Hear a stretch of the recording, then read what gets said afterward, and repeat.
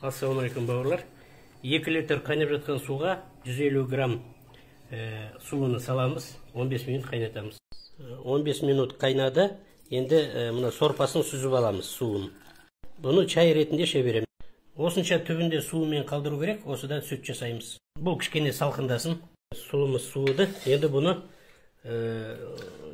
блендерден өткіземіз де сүт жасаймыз.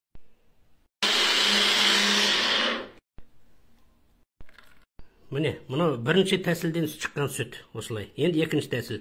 Екінші тәсілді жасау үшін мұнау сұлыны жақсылап жуып, шайып, тазалап, таңға дейін суға салып қоямыз. Сосын ертеңгісін бұлай алып, тоже блендерден өткіземіз де сүтін шығарамыз, қайнатпаймыз. Жылы су, жылы қайнаған су құямыз. Міне, дайын болды сүтіміз. Міне, екінші тәсілдің сүті. Бұл ағырақ болды, байқадыңыздар ма?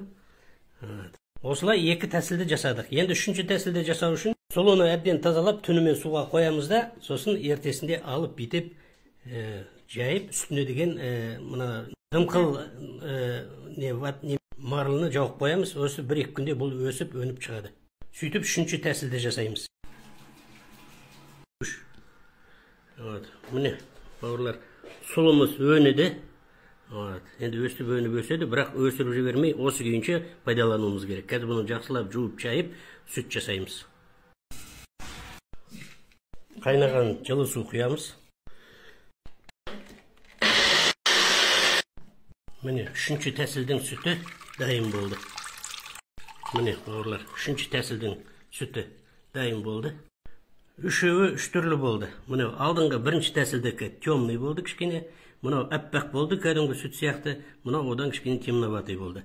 Енді мұнау қайнатып сорпасын шығарып барып жасағанымыз, көрдіңіздер.